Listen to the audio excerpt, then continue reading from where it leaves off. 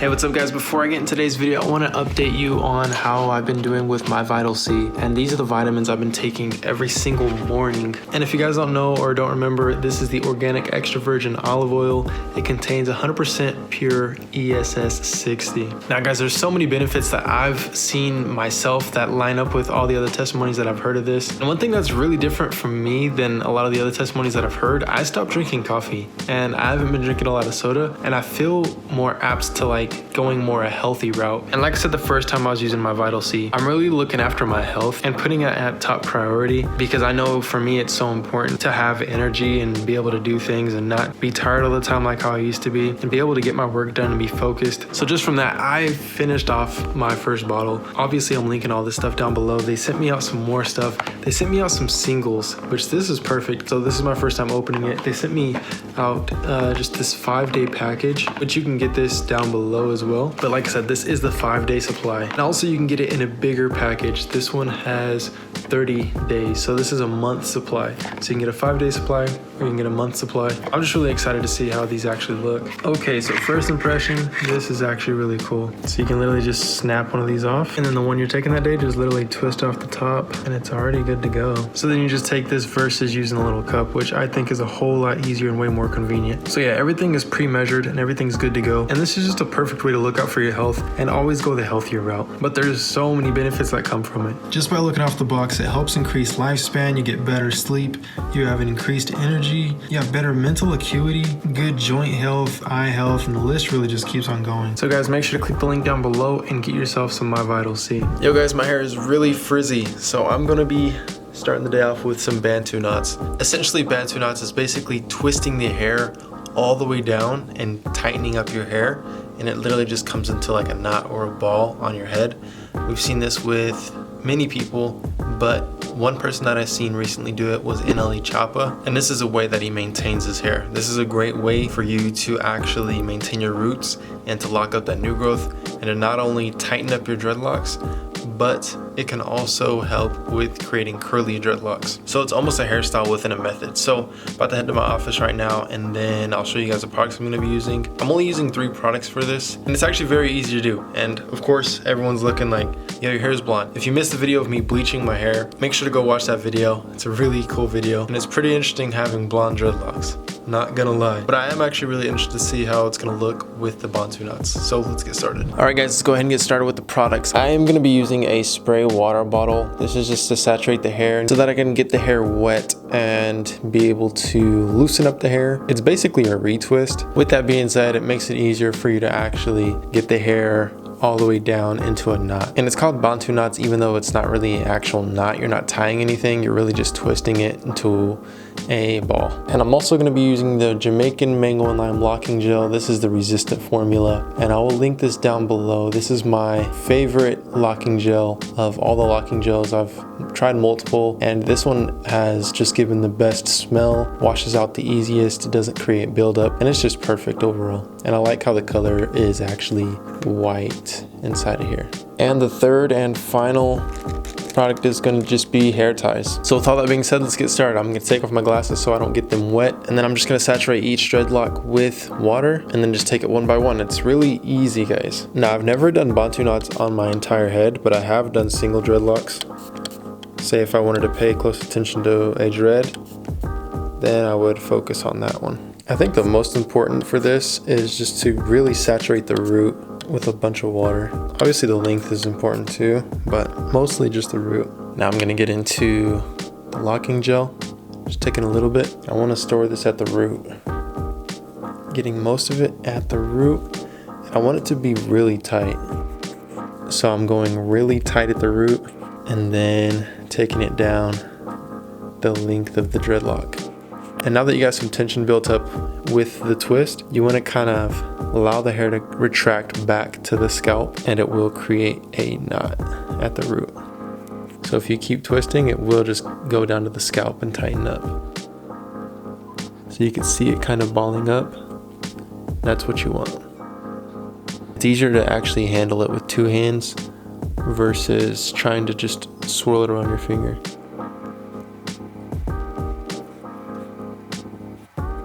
A big thing when it comes to twisting your hair doing Bantu knots, doing 2-strand twist, any sort of maintenance, is make sure that all the hair that's in the dreadlock you're working with is the only hair that's going into the maintenance that you're doing.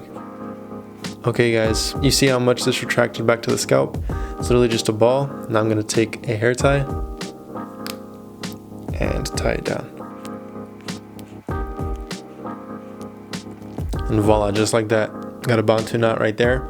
And I'm literally just going to continue this process throughout the head. Now having a spray bottle does make it convenient, but I'm actually going to head over to my sink, dip my head into the sink with it full of water, and allow my hair to get fully saturated, and then just have a towel around my neck, and it'll just make the process a little quicker. So this is probably something that you could do yourself as well versus using a spray bottle. But a spray bottle is necessary for a lot of maintenance that you could do, like twisting with gel or 2-strand twist, or basically anything that you're going to be doing with your hair, especially dreadlocks. You want to saturate it with water, because the difference between having dreadlocks and having just your hair outside of dreadlocks or loose hair and just having normal, I guess you could say just normal hair or normal hairstyle, dreadlocks tend to have a little more tension at the scalp, and you want your hair to have its elasticity, and water does help that. And this will just help you prevent hair loss and, you know, tension at the scalp.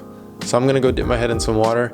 I'll be right back. All right guys, now that my hair is fully saturated with water, it's gonna make it a whole lot easier to do these Bantu knots. So now I can just knock them out at a quicker pace because they're already wet. So like I said guys, I'm just repeating the process I just did, starting with locking gel at the root. And I'm really making sure that it's really tight at the root. Obviously not too tight. You don't want it to be pulling extremely at your roots and out your scalp. But you do want it to create tension, because that's the way that the Bantu knot is created, by tension.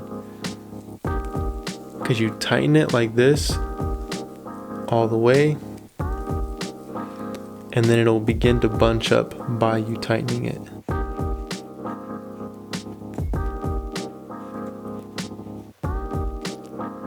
Take a rubber band at the end, and just like that, got 2 down. When I do the rubber band, I only like to loop it twice. I don't like to get my rubber bands really tight, because then it just makes it hard to get out.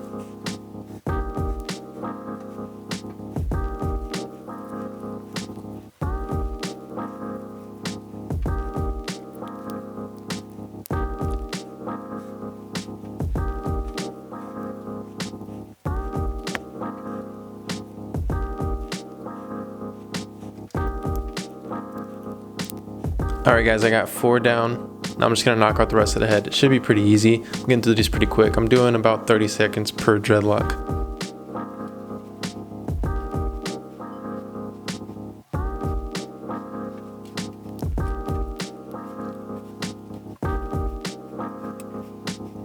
One thing that I'm finding easy to do as I'm doing more of them is, as I'm twisting with my right hand, I'm almost guiding the dreadlock into a loop, if that makes any sense, or like a lasso, kind of guiding it into a circle to make it into a ball with my left hand.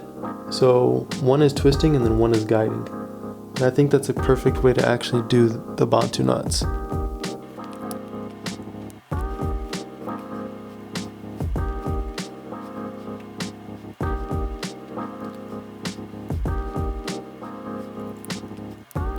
So here's a better close-up with me explaining, kind of twisting with one hand and guiding with the other.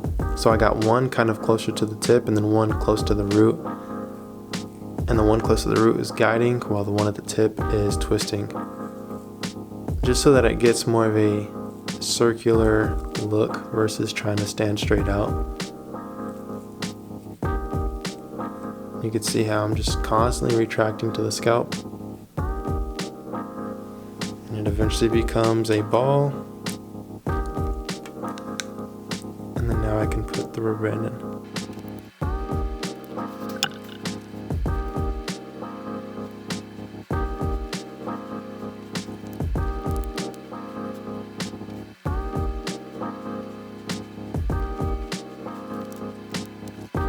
So what I'm starting to recognize after doing about 10 of them is that Bantu knots is basically over twisting while doing twisting with gel as a maintenance method, because all it is you're literally just twisting it into a ball. So that's the way I see it. You're literally just twisting it as if you're doing twisting with gel, but you're over twisting it so that it turns into a ball. So that's one way to look at it, so you guys can get a better understanding versus just looking at the video. I'm starting to feel like Dennis Rodman.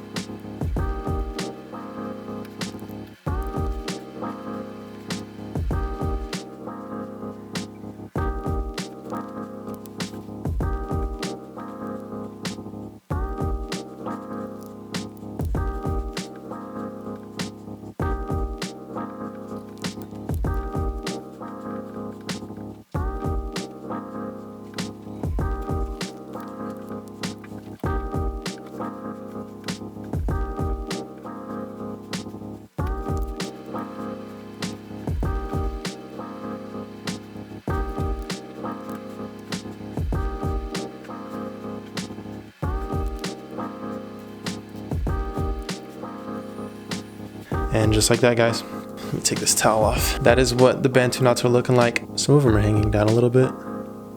Like, I need to redo this one. And if you need to redo them, it's actually pretty easy to do, because all you do is just take the rubber band out. And like I said, it's not a long process, so it's not too much of a hassle to have to redo some of them. This was actually one of the first ones I did. That's one of the reasons why it didn't turn out so well. The second one didn't turn out too well either. Like, they would do fine, but I just don't want them to hang at all. I want them to be down to the scalp, because then that ensures that the Bantu knot is doing what it's supposed to be doing, which is tightening it up. Yeah, these front three were like actually not good, so I'm redoing this one as well. But these are the only three that I see that are actually hanging. Because the thing about it, when you put in the rubber band, you have to not only capture the root, but you have to be able to capture the tip so that it holds. This one over here is a little loose, I'm gonna redo it. Now that I know that they're all tight, feeling like Dennis Rodman, I'm gonna let this dry. But I will show you guys a quick 360 and show you what it's looking like.